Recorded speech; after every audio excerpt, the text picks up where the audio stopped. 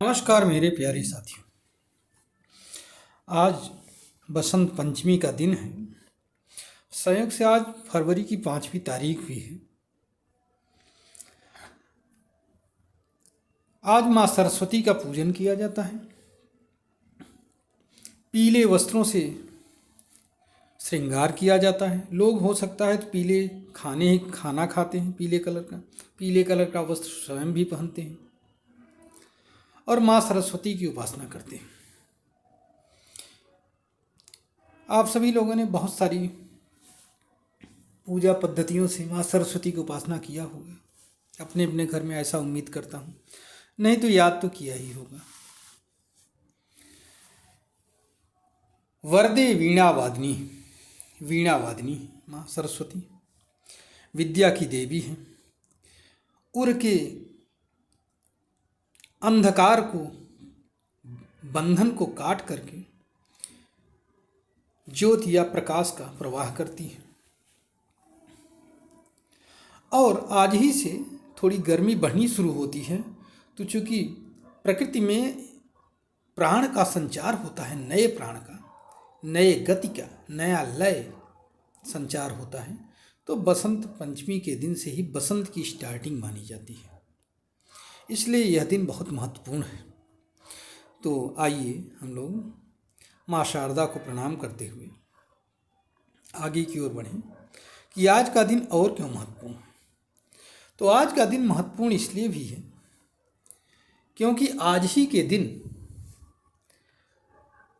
दो महापुरुषों का जन्म हुआ था। सबसे पहले ज्येष्ठ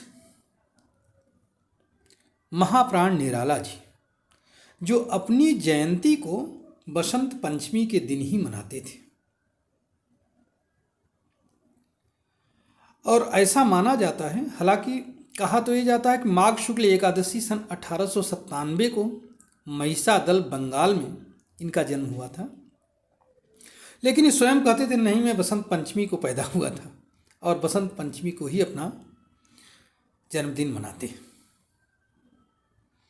पिता का नाम राम सहाय त्रिपाठी, माता का नाम रुक्मणी देवी, पत्नी राम मनोहरा देवी थी, जिनसे एक पुत्र और एक पुत्री पैदा हुई थी।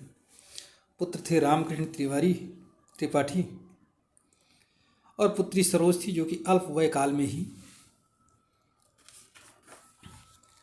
भगवान को प्रिय हो गई। और उसी के नाम पर इन्होंने सरोज स्मृति लिखा। हिंदी साहित्य का प्रथम शोक गीत लिखा गया कि धन्य मैं पिता निरर्थक था, कुछ भी तेरे हित न कर सका, जाना तो अर्थागमोपाय पर सदा रहा संकुचित काय, लख कर अनर्थ आर्थिक पथ पर हारता रहा मैं स्वार्थ समर, आदि याद तरह से इन्होंने कविताएं लिखी। और ब्याह भी किया था, ब्याह के बाद में ही मर गई थी, इसलिए बड़े दुखी थे बेचारे। बहुत सारी रचनाएं इनकी आती हैं। और निराला जी को मुक्तक छंद का कवि माना जाता है। हिंदी में मुक्तक कविता को स्टार्ट करने वाले प्रथम कवि निराला जी ही थे। इससे पहले मुक्तक कविता कोई लिखता ही नहीं था। और इसके लिए बहुत उनको झेलना भी पड़ा, बहुत परेशानी उठानी पड़ी। उस जमाने में कोई पत्रकार, कोई पेपर वाला, कोई भी इनकी मुक्तक कविता को छापता भी न था, कोई सुनता भी न था ठीक से। हालांकि अपने ज़माने के महान कवि थे। सबसे पहली कविता जो मुक्त छंद में लिखी गई थी निराला जी के द्वारा, वो थी जूही की कली। विजन वन वल्लरी पर सोती थी सुहाग भरी स्नेह स्वप्न मग्न, अमल कोमल तनु तरुणी जूही की कली, दिग्बंध किए शिथिल पत्रांग में वासंती निशा थी, विरह विधुर प्रिया संग छोड़ किसी दूर देश में था पवन, जिसे कहते हैं मलया नील। तो इस तरह से ये कविता थी इनकी। बाद में बहुत सारी कविताएं लिखी, बहुत सारी रचनाएं लिखी। राम शक्ति की पूजा एक इनकी कालजयी कविता मानी जाती है, जिसको पढ़िए तो समझ में आता है। हे पुरुष सिंह तुम भी यह शक्ति करो धारण, आराधना आराधन का दृढ़ आराधन से दो उत्तर, तुम बरो विजय संयत संयत प्राणों से प्राणों पर। हाँ, तो इस तरह से इन्होंने लिखा था राम की शक्ति पूजा। आप लोग पढ़िएगा इसको, कभी मौका लेगा। नहीं, सरोज स्मृति तो जरूर ही पढ़िएगा। कुछ छोटी मोटी कहानियाँ भी लिखी थी, कुछ आख्यान भी लिखे थे, जीवनी लिखा था, अनुवाद लिखा, इन्होंने अनुवाद भी किया था। तो इस तरह से महाप्राण निराला थे, जिनका देहावसान 15 अक्टूबर सन 1961 रविवार के दिन हुआ था। ये तो रहे निराला जी। और दूसरे महाकवि